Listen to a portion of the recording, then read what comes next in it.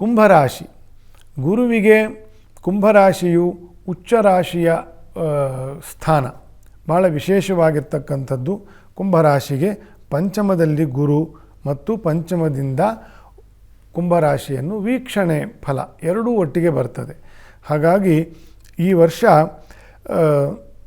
ನಾನಾ ಉಪದ್ರವಗಳು ಪರಿಹಾರ ಆಗ್ತದೆ, ಆರೋಗ್ಯ ಸುಧಾರಿಸ್ತದೆ ಅಥವಾ ಅನಾರೋಗ್ಯ ಪರಿಹಾರ ಆಗ್ತದೆ, ಮದುವೆ ಮುಂಜಿಗಳಾಗ್ತದೆ, ಮನೆ ಕಟ್ತೀರಿ ಅಥವಾ ವಾಸದ ಇದನ್ನು ಬದಲಾಯಿಸ್ತೀರಿ, ಹೊಸ ಕೆಲಸಗಳು ಸಿಗ್ತದೆ, ವಸ್ತ್ರ ಅಲಂಕಾರ ಇತ್ಯಾದಿಗಳನ್ನು ಖರೀದಿಸ್ತೀರಿ. ಈ ರೀತಿಯ ಅನೇಕ ಶುಭ ಫಲಗಳು ಕುಂಭರಾಶಿಯವರಿಗೆ. ವಿಶೇಷವಾಗಿ ವಿಷ್ಣು ಸನ್ನಿಧಾನ ಇರತಕ್ಕಂತಹ ವಿಷ್ಣುವಿನ ಕ್ಷೇತ್ರಗಳ ಅನುಗ್ರಹವನ್ನು ಪಡಿತೀರಿ, ಅದಕ್ಕೆ ಮನಸ್ಸಾಗ್ತದೆ. ಅಥವಾ ಏನೋ ದಿಢೀರಂತ ಟ್ರಾವೆಲ್ ಮಾಡೋದು, ಅದಕ್ಕೆ ಅವ್ರ ಜೊತೆ ಹೋಗಿ ಬಂದು ವಿಷ್ಣುವಿನ ದರ್ಶನ ಇತ್ಯಾದಿ ಮೂರ್ತಿಗಳ ದರ್ಶನ ಮಾಡೋದು, ಹೀಗೆಲ್ಲ ಆಗ್ತಕ್ಕಂಥ ವರ್ಷ. ಜನ್ಮದ ರಾಹುವಿನ ಒಂದು ಸ್ವಲ್ಪ ಬಾಧೆ ಇರ್ತದೆ, ಸ್ವಲ್ಪ ಮಾನಸಿಕವಾಗಿ ವಿಕಾರವನ್ನು ತರ್ತಕ್ಕಂಥದ್ದು ಜನ್ಮ ರಾಹು ಕುಂಭದಲ್ಲಿ ಇದ್ದು.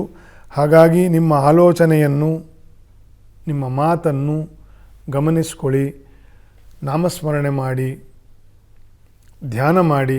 ಎರಡೆರಡೇ ನಿಮಿಷ ಸಾಕು, ಒಂದೊಂದೇ ನಿಮಿಷ ಸಾಕು. ಮನಸ್ಸು ತಿಳಿಯಾಗಕ್ಕೆ ಬಿಡಬೇಕು. ಧ್ಯಾನ ಅಂದರೆ ಏನು ಅಂದರೆ ಈ ಗೌಜಲ್ಲೇ ಇರೋದೇನೆ, ಈ ಗೌಜಲ್ಲೇ ಇದ್ದು ಒಂದು ಸ್ವಲ್ಪ ಈ ಕಡೆ ಲೆಫ್ಟ್ಗೆ ಕೂತ್ಕೊಂಡು ಮನಸ್ಸನ್ನು ತಿಳಿ ಮಾಡಿಕೊಳ್ಳೋದನ್ನೇ ಧ್ಯಾನ ಅಂತ ಕರೆಯೋದು. ಅಭ್ಯಾಸ ಆಗಬೇಕು. ಆವಾಗ ನಮ್ಮ ಮಾತಿನಿಂದ, ನಮ್ಮ ಆಲೋಚನೆಯಿಂದ ಆಗಬಹುದಾಗಿರ್ತಕ್ಕಂತಹ ದೋಷಗಳಿಂದ ನಾವು ರಕ್ಷಣೆಯನ್ನು ಪಡ್ಕೊಳ್ಳಬಹುದು. ಕುಂಭರಾಶಿಯವರು ಫೈನಾನ್ಸಸ್ ಕೂಡ ಒಳ್ಳೆಯದಾಗ್ತದೆ. ಕೊನೆಯದಾಗಿ ಗುರುಬಲ ಯಾರಿಗೆ?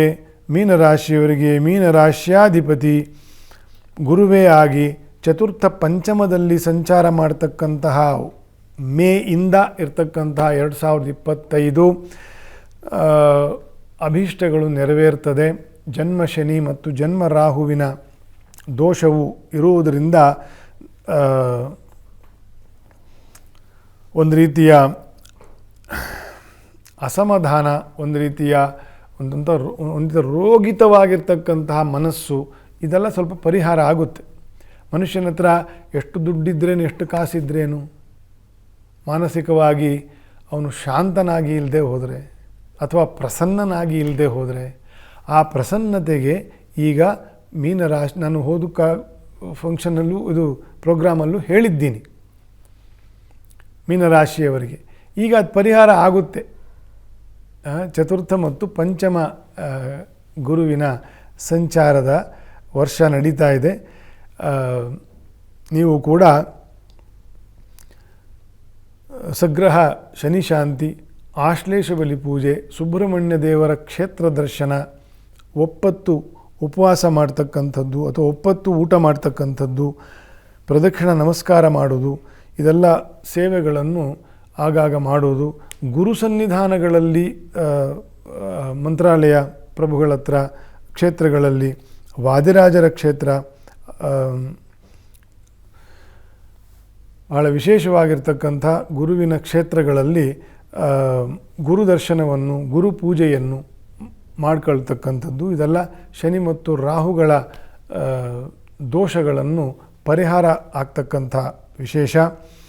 ಇಷ್ಟು ಮೇಷಾದಿ 12 ರಾಶಿಗಳಿಗೆ ಗುರುಬಲ ಯಾರಿಗೆ ಏನು ವಿಶೇಷ ಎಂಬುದಾಗಿತ್ತು. ಎಲ್ಲರಿಗೂ ಗುರುವಂತರ್ಗತ ಶ್ರೀ ಗೋಪಾಲಕೃಷ್ಣನ ಅನುಗ್ರಹ ಆಗಲಿ ಅಂಥೇಳಿ ಈ ಕಾರ್ಯಕ್ರಮವನ್ನು ಮುಗಿಸ್ತಾ ಇದ್ದೀನಿ. ನಮಸ್ಕಾರ.